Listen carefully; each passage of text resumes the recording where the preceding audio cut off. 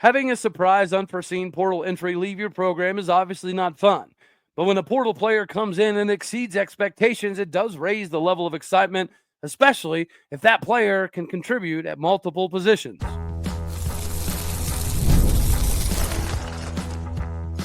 You are Locked On Oklahoma State, your daily podcast on the Oklahoma State Cowboys, part of the Locked On Podcast Network, your team every day. Howdy, y'all, and hello, all. Welcome back to Locked On Oklahoma State, your daily stop for all things Cowboy and Cowgirl related. My name is Cody Stovall. I want to thank you kindly for stopping by to make this your first listen. We're available on all of your podcasting platforms, visually as well on YouTube. Find me personally on X at Oldeo State. Today, we're partially brought to you by Gametime. Download the Gametime app, create an account, and use Locked On College, all one word, for $20 off your first purchase. Get the best tickets in the industry by going to Gametime today. Meanwhile, we're going to slide into the conversation of wide receiver U having yet another dude. With Io Shotomite King being down with a little bit of an injury and Talon Shetron being out for the season, hopefully there would be somebody emerging out of the wide receiver room, and it appears as though Sam Jackson V is that guy. The former TCU quarterback, Cal quarterback turned wide receiver and wide receiver at Auburn, is finally starting to see what he could potentially be. And his kick return for a touchdown is obviously a sight for sore eyes because we haven't had a TD for a touchdown since Brendan Presley in Bedlam, if I recall correctly. And that was definitely a few years ago. So having somebody that could do that is obviously a need for all of us to get more excited. Sam Jackson V, an individual that has been able to throw for almost 700 yards in his career. He has a little over 140 yards rushing, has another 200 yards receiving, and is responsible for almost double-digit touchdowns, has never really had a grasp of where he was going to fit in. His ability to do a multitude of things is obviously athletically what has allowed him to be garnered by so many top-end schools in the country. But now it seems as though he's finding his place at Oklahoma State. Mike Gundy recently mentioned his versatility is something that we have been waiting on for a little bit. He does add another dimension to the inside wide receiver core with Gavin Freeman and DeJuan Lofton, obviously offering a ton of promise, but you have to have a replacement for Brendan Presley, and the speed has increased. Mike Gundy was asked in a recent interview, is this the fastest wide receiver room you've ever had? He said it might be, but we're also very young, so we had to go get some more veteran leadership and guys like Cam Abshire and Christian Fitzpatrick to help with all of the guys in the room. The freshman that seemingly is standing out the most is going to be Royal Capel. We're finding interesting ways to get him on the field. And speaking of interesting ways to get somebody on the field, if you have somebody that does have 700 yards passing and Power 4 football, why would you not at least explore the potential of what he could do with the ball in his hands from a multitude of angles?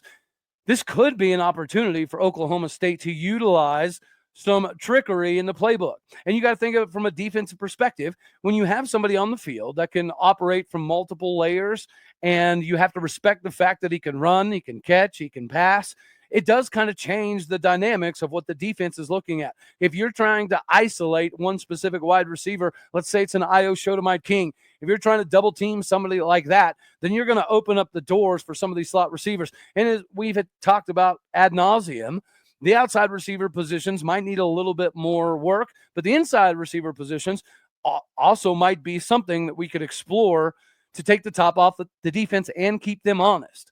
Now, I'm hoping when you go back and you look at the old school Meacham, Oklahoma State, TCU days, that we are going to take the top off the defense and be much more aggressive. I feel like we have the capability, if the speed has in fact increased, to have some turbo packages, to keep some defenses on their heels. We all know that in this game, you're going to have some rotational pieces. And anytime you huddle, you're giving the defense the opportunity to bring in those rotational pieces.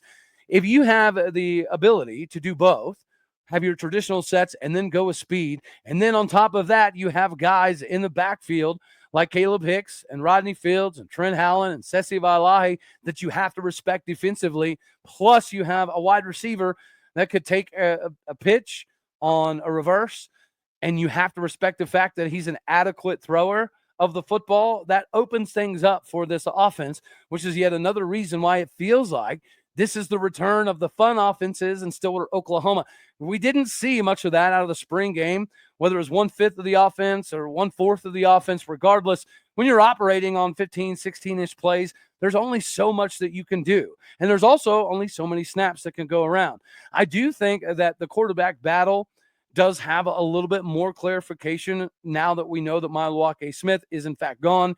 And maybe there's other layers to that, which we'll discuss here in the next segment. But as it pertains to the wide receiver position, with the injury to Io Shodamide King, hopefully it's just minor and he'll be back here before too long. It seems as though that's the case because we know that Talon's out for the year. So I think they would kind of let us know that Io's in a precarious position. But nonetheless, this is yet another opportunity for the slot receivers to shine. And having some guys that have the versatility to do both outside and inside is something that Oklahoma State's been able to pride itself on over the years. Somebody like a Tyke Andrews could legitimately possibly do both. DeJuan Lofton did do a little bit of both at Virginia Tech. Gavin Freeman, he's a returner specialist, slot receiver specialist, somebody that we know is not going to be afraid to settle down in the middle, take a slant across the defensive linebacker's teeth. He will do all of that. Now you got to factor in Sam Jackson because his ability to do things from multiple areas should make the defense respect the Oklahoma State offense even more. So call a spade a spade. In the last couple of years, the defenses knew what we were going to run 80% of the time, to the point where other teams were making fun of the Oklahoma State offense and talking about how they would choreograph and practice what they thought Oklahoma State was going to run. It turns out they basically ran all of that. So it made the defense super easy. And even with that, we were able to see Brennan Presley have a 1,000-yard season. Ollie Gordon ran for 880 yards with one of the worst offensive lines we've seen in quite some time. Yet the season didn't go how it was supposed to. Oklahoma State went reeling in an odd year. When you have 20-some-odd returning starters and 85, 90% of your roster returning after a 10-win season, it felt like last year was the year. But we all know that Mike Gundy oftentimes has capitalization moments in the years where everyone is projecting Oklahoma State to be down. So this is yet another reason to get excited. We know what some of the wide receivers can potentially be. We know what some can provide. But to hear that Sam Jackson is finally kind of finding his self in his role is absolutely magical for what this offense could potentially be. The ability to go deep and control the run game and manipulate the clock by going turbo and traditional. It's even highlighted more so when you have a guy like this. Again, this is something that you need to be able to put out on film to make defenses respect what the capabilities could be. Not to mention Zane Flores. He did play running back at some point in time last spring. And athletically and size-wise, it does make sense, which also might lend some credence to Robert Allen saying that Zane Flores might, in his opinion, been the best of the bunch this spring. So let's kind of add some nuance to that conversation. Ladies and gentlemen, Game Time is the bee's knees for all of your ticketing needs. There's nothing like the atmosphere of the NBA playoffs. Every bucket, every stop, every big moment feels even bigger when you're actually in the arena. With Game Time, you can be a part of it without the stress of last-minute ticket hunting. Game Time makes it fast and easy for you to get playoff tickets, even when demand is sky high. Prices in the app actually go down as the tip-off in the game gets closer. And their last-minute deals can save you up to 60%.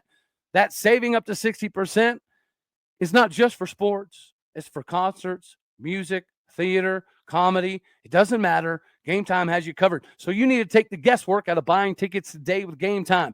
Download the Game Time app, create an account, and use the code LOCKEDONCollege, all one word, for $20 off your first purchase.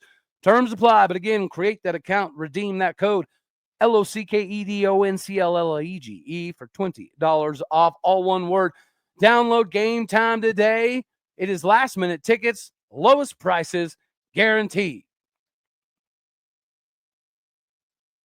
From Game Time to the Zane Train time, obviously, we had to kind of do some digging as to why Robert Allen would be presenting Zane Flores as the potential QB1 when seemingly most of the snaps were divvied up between Hoss Haney and Garrett Rangel. But here's the caveat. Garrett Rangel seemingly is the guy who reads the defense the quickest, is able to get into audibles and shifts and move the protections and put people in motion to identify what the defense is looking at, and then have the snap without having as many turnovers. That seems to be Garrett Rangel's cup of taters at the moment. Haas Haney is a stronger, faster version of Spencer Sanders. So no matter what happens at the QB1 battle, it feels like Haas Haney is such a ridiculous athlete that no matter what happens, he's going to have some packages built in there. Or at least you would think that makes sense, because TCU did the same thing when Josh Hoover was having a pretty masterful season for TCU this previous year. They still found ways to put Haas Haney in the game because of his speed, his elusivity, and ability to lower his shoulder and get extra yardage. He has an absolute cannon as well, so you have to respect that, right? We just talked about the versatility of Sam Jackson. I think part of that conversation should be had at the quarterback position. Garrett Rangel went from more of a pocket passer, and now he's emerged into more of an athletic specimen, going from a 4.9 40 to a sub 4.6 40. Very impressive, much like what Gunnar Gundy was able to do as well. Haas Haney was always a dual threat. Haas Haney was always a speed freak who was a track star, who could run up and down the field with your wide receivers and best corners all day, every day. That hasn't changed. If anything, he's probably gotten a little bit stronger and possibly even a hair faster. But Zane Flores at 6'3", 215 pounds, does kind of equal that prototypical size that you're looking at from a quarterback position. What Haas Haney has to do, to some degree, is much like Kyler Murray, Baker Mayfield, Drew Brees. You've got to have some different arm angle actions if you're not able to see over the offensive line. And offensive lines are continuously getting bigger, and defensive lines are continuously getting faster. So having some of that athleticism, the dual threat, is something that all three quarterbacks now possess. And of course, Zane Flores has the ability to take off and run. But whenever you put up 9,300 yards or whatever he put up in high school, and you're Mr. Nebraska, Gatorade Player of the Year, all of that fun jazz, it does eventually have to equal something. Last year, there was a setback with injuries for both him and Garrett Rangel, but they're both very ready to go. And the breakdown for Zane is, he may not read the defense as fast as Rangel or Haas. He may not call the audibles, the shifts, the adjustments, and all that quite like the other two do. But when he does, it's an absolute sight to see. When Zane Flores does, in fact, read the defense and call the audibles and shifts and change the protections and all of that fun jazz, and he's able to get the snap off, he does some pretty masterful things that some of the other quarterbacks cannot do. So this is primarily a conversational piece about upside. If Zane Flores can become more consistent and he can understand what the defenses are trying to do and utilize the playbook to his advantage, we might be cooking in hot oil. And if that is a progression throughout the course of the fall, then we're very comfortable with Zane Flores potentially being quarterback one. But I will also say, in the famous words of our buddy Lee Corso, not so fast, my friends. A lot of people are pretending that the only reason Garrett Rangel is getting any legitimate quarterback one snaps is because he's a fourth year, fifth year style of leader in the locker room. But I also would like to remind people that this staff, they're not interested in politics. They're not interested in playing favorites. They're not interested in babysitting, which is yet another reason why there's about to be a surprise linebacker announced that I think will kind of give people a little bit of shock. But just like the leaving of Milwaukee Smith, one layer of this that not everybody's taking in consideration is it's not always just about what you do on the field. There's some things that you have to do off the field that equal you putting in the right time in the film room, and you putting in the right amount of effort in the weight room, and you paying attention to your nutrition, and you're also paying attention to your class studies. All of that is difficult. It's a lot to juggle. It's a lot to handle. So you do find oftentimes people get somewhat complacent. Look as last year for the perfect picture painting of what complacency and laziness looks like whenever it seeps out onto the football field. This staff is not about that. And I think that that is also transferable to the quarterback position. Kevin Johns and Doug Meacham, they have a job to do, and they understand that they have to do something pretty special to change the current trajectory. See, words are hard for me. At Oklahoma State, after a 3-win season, you are going to have to do some things a little bit outside the realm of what is normal. The way we're recruiting right now, not normal. The transfer portal guys that we're getting, not normal.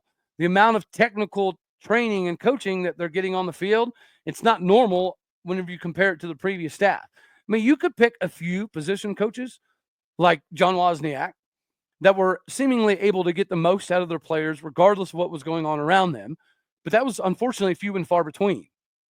So anybody that has any reservations about the quarterback room and Mike Gundy playing the Rangel favorite game, I think that we can put that to bed because there's a reason that the Board of Regents did what they did. Now, did it look good? No. Are they a bunch of over-entitled brats that should not have any say to the degree that they do, especially with the Dr. Trump stuff? Absolutely not. But at the end of the day, we did get an entirely new staff. And the likelihood of Mike Gundy retaining guys like Casey Dunn, unfortunately, were probably fairly high if this wouldn't have come down the pipeline this way. And yet another indication for me is when you bring in Haas Haney, who has the Kevin Johns familiarity and, of course, the connection with Doug Meacham at TCU, it does make a lot of sense from a comfort standpoint for those coaches to know what they have in Haas Haney. So if Haas Haney was clearly quarterback one, he would be starting because he has the faith of both Kevin Johns and Doug Meacham. If Zane Flores was ready to be quarterback one all day, every day, I would imagine he would be doing that. I think it's a disservice to the conversations between the fan base about how Garrett Rangel is not a power forward quarterback and this and that and the other. A couple things that people forget to take into consideration. Garrett Rangel's had 2 games where he was given the quarterback one reps in the week of preparation, and that was the bowl game against Wisconsin and last year against BYU. I mean, that's huge. And not to mention, one of the games that he got in this previous year before BYU, the game plan, the scripting that they had planned for Garrett Rangel, they scrapped it. And immediately he went out and threw an interception, and the fan base is poo-pooing on Garrett Rangel. What they don't realize is the route concepts were different. The option route concepts were more predicated for Alan Bowman than Garrett Rangel. So perhaps Garrett Rangel has gotten that much better, just like it's very possible that Zane Flores, if he were to able to get all of the defensive readings down and make all the adjustments, he might have the most upside. And that is clearly very infectious to any coaching staff. Worst case scenario would be to lose one of these individuals because all 3 of them seem to have the ability to not only contribute, but get Oklahoma State at least back in the conversation where we should be. I'm excited. Some people are saying that quarterback position is going to be a hindrance for Oklahoma State once again this year. I entirely disagree. I think what we've seen out of the running back room should give us cause for excitement. The ability we have at wide receiver, if you take out the drops during the rain, and it's going to rain at portions this season, so you got to clean that up. But there's a multitude of reasons why we should be excited about this Oklahoma State offense, regardless of who wins the quarterback battle. I think all 3 of these guys do add a different layer of ability, not to mention the fact that people keep overlooking. Go back and look at the sideline, the players on the field, the offensive line. When Garrett Rangel did get his opportunity last year, they went absolutely ballistic. That showed me that the locker room was behind Garrett Rangel more often than not last season. The locker room felt like he should have gotten more opportunities.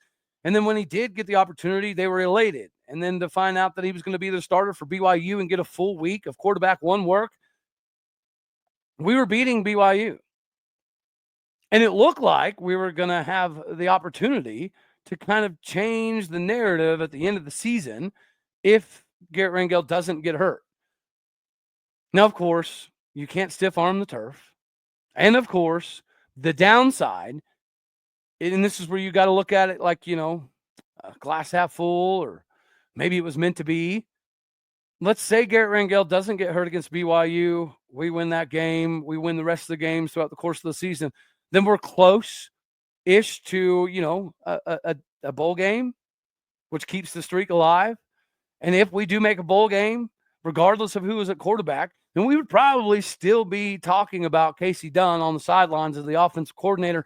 And I don't know anybody that bleeds orange and black that would have wanted Casey Dunn to return. So Sometimes you can look at it as a negative, but at times you might have to look at it from the positive perspective as well. Speaking of positives, there's a lot happening right now at Oklahoma State. The coaching staff, they're not here to play favorites. They're not here for complacency.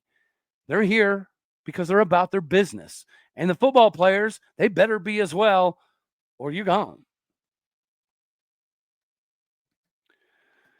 It is about that time for capitalization. Baseball is obviously in full swing, and there's not a better time for you to get in on the action than right now with PrizePicks, which is the best daily fantasy sports. With PrizePicks, you simply just pick more or less than on at least 2 player projections. And if you're right, you can win up to 1,000 times your cash. Whether it's strikeouts, RBIs, first inning runs, PrizePicks keeps every game exciting for you.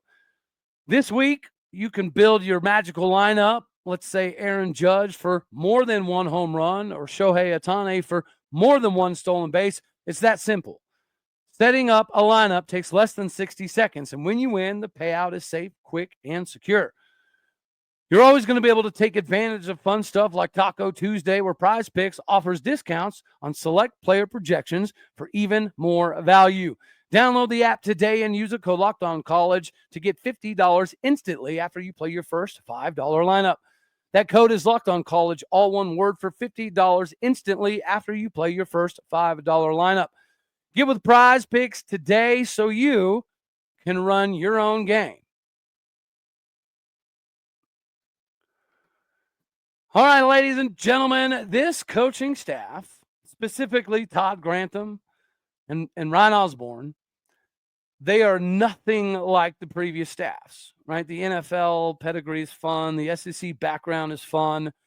But to put it into perspective, the usage of colorful language was very, very, very few and far between the last couple of years.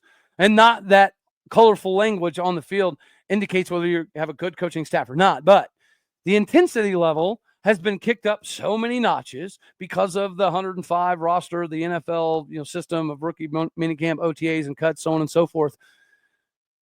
The main guys at coordinator positions, both Todd Grantham and Doug Meacham, they didn't call any plays in the spring game. They were strategically just there for evaluation purposes only.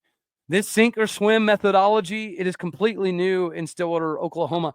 This, again, rookie minicamp, OTAs, cuts, so on and so forth, that is completely new in Stillwater, Oklahoma. And the expectations from this coaching staff, they seem to be climbing higher and higher to the point that the players likely believe that they're destined for a big-time season. So the safe pick beginning of the year was 7 wins.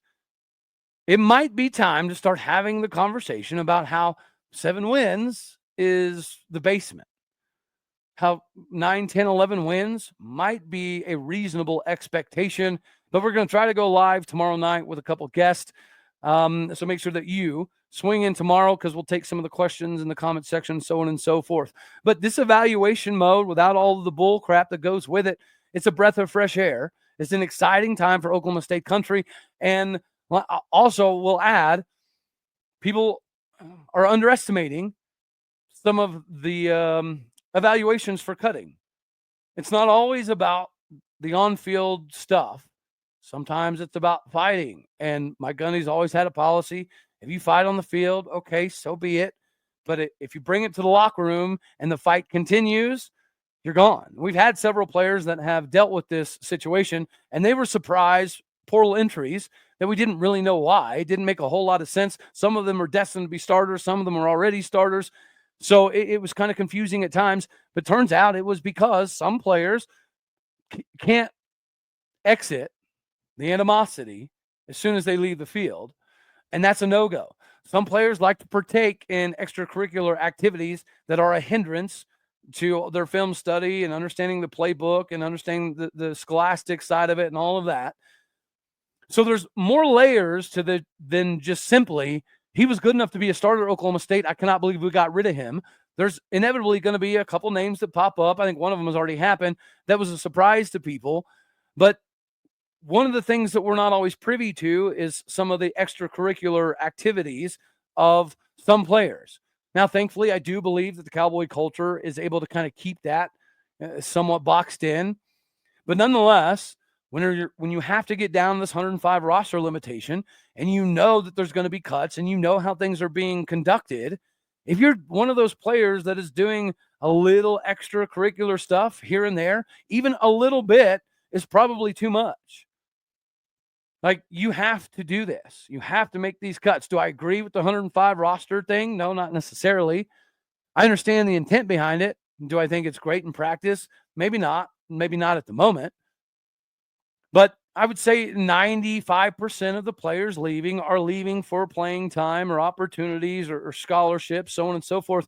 But there is inevitably going to be a couple here and there that are not here or not leaving because they're not good enough to play, because they're not good enough to start. You have to be able to fit in all of the boxes. We dealt with a lot of crap last year, and our coaches did a lot of babysitting last year, and we saw precisely what it equaled. This staff, they don't care if you have been here, you've started here, you're new here, you're a walk-on here. They don't care.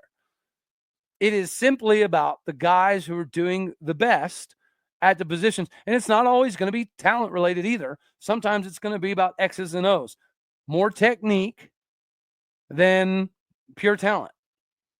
So when a couple of names pop up that are very exciting, it could be that they're just not cutting it. But it also could be that they're able to do it.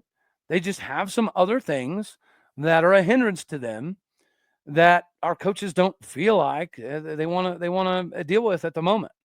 This is the beauty of the 105 roster limitation, is you may be compared to this guy, but if this guy has straight A's and he doesn't miss classes and he does all his film and he might be 3 inches shorter and 50 pounds lighter and run a slower 40, but he might be in the gap appropriately every snap. He might take the right angles to utilize leverage almost every snap. He might be able to sift through the nonsense of the offense or the defense or the O-lineman, pulling up to the second level at a more advanced pace, because this is the lay of the land. This is now a business, point blank, period. In the last couple of years, we have not been operating from any semblance of a business perspective. Now we are. So there will be a couple names, I'd imagine, that do pop up that surprise everybody. But the one thing that the staff will not talk about is some of the extracurricular stuff. So I'm just saying, all across the country, it is feasible that some players that are projected to be first team or second teamers are going to get cut loose, because you cannot afford to deal with any hooliganry midseason. You cannot afford to have to put players in a position where they're going to be in the doghouse or they're going to be suspended. You just can't have it. So it's much more business oriented, and the business is hopefully about to get good again. Oklahoma State needs to be at the top of the Big 12. We need to be in the title conversation. We need to be in the CFP conversation at the end of the year. That is the expectation. And thankfully, this staff seems to be willing to do everything under the sun to make that happen. And they're not going to play games. They're not going to placate anybody. They're just going to keep it real. And if you want to transfer, or you want to, have a fun party scene on campus with a cool nightlife, maybe it's time to explore other places. Anywho, that's all we're going to have for this one right here. As always, I love you. God bless. Go Pokes. Thank you for tuning in to make this your first listen here on Locked On Oklahoma State, because you could, in fact, go anywhere. I'm so happy that you choose to be here. Do me a favor, if you like it, hit the like button. Dislike it if you didn't. More importantly, share, comment, and subscribe. My podcast and people out there, you are the bricks, the bread, the butter, the fountain, the fondue, the funny stuff, the funky stuff. You're all of it that makes this thing turn. Appreciate you. Do me a favor. Go do what you do. Hit the stars. Leave some more reviews. All righty, y'all. You know the drill. Later, taters.